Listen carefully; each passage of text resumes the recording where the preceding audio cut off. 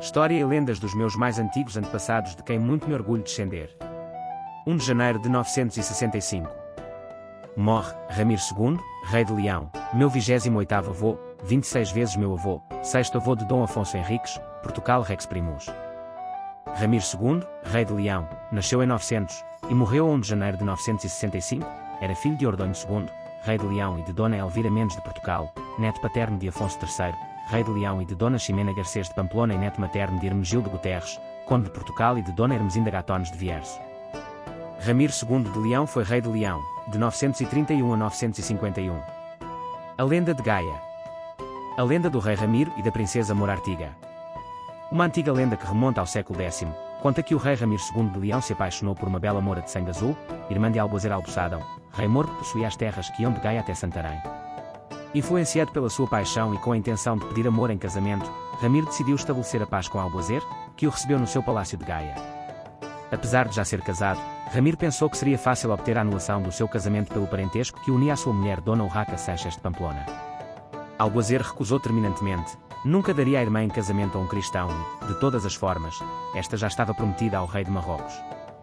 O rei Ramiro, vexado, pareceu aceitar a recusa, mas pediu ao astrólogo Amã que estudasse os astros para decidir qual o melhor momento para raptar a princesa, e conseguiu levá-la consigo na data propícia. Dando por falta da irmã, Albozer completamente irado, ainda chegou a tempo de encontrar os cristãos a embarcar no cais de Gaia. Gerou-se uma luta que foi favorável ao rei cristão, que levou a princesa Moura para Leão, batizou-a e deu-lhe o nome de Artiga. Albozer, para se vingar, raptou a legítima esposa do rei Ramiro, Dona Urraca, juntamente com as suas aias. Quando o rei Ramiro soube do rapto, ficou louco de raiva e, juntamente com o seu filho e alguns vassalos, zarpou de barco para Gaia.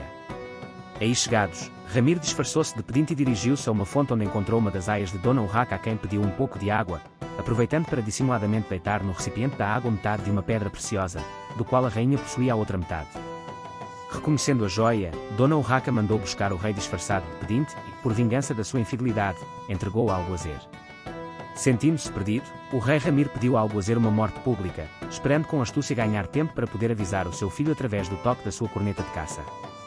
Ao ouvir o sinal combinado, o filho do rei correu com os seus homens ao castelo e juntos mataram Albozer. Levando Dona Urraca e as suas aias para o seu barco, o rei Ramiro, cego de raiva, pela traição da mulher, atou uma mó de pedra ao pescoço da rainha e atirou ao mar num local que ficou a ser conhecido por Foz de Âncora, pensa-se que seja a atual Vila Praia de Âncora. O rei Ramiro voltou para Leão onde se casou com a princesa Moura, Artiga, de quem teve uma vasta e nobre descendência e de quem descende várias vezes. Biografia. Ramiro II de Leão foi o responsável pela coligação das forças de Navarra, Leão e Aragão contra os muçulmanos, tendo derrotado na Batalha de Simancas, em 939, os exércitos do califa Omíyade Abderramão III. Esta vitória permitiu ao reino de Leão, pela primeira vez, consolidar a fronteira a sul da linha do Val do Douro.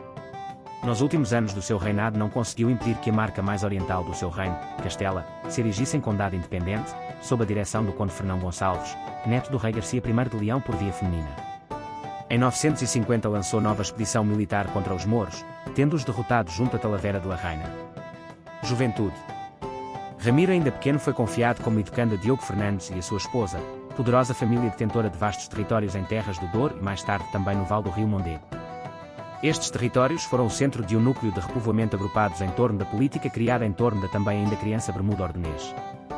Ramiro II reveste-se ainda de particular importância para a história portuguesa, trata-se do primeiro rei em titular-se, ainda que por breve período de tempo, em disputas com o irmão Afonso IV, um ano após a subida ao trono, de rei da terra portucalense, reconhecimento pleno da existência de uma terra portucalense que já se vinha firmando desde 868, com a conquista de Vímara Peres e a formação da sua casa condal à frente dos destinos da mesma.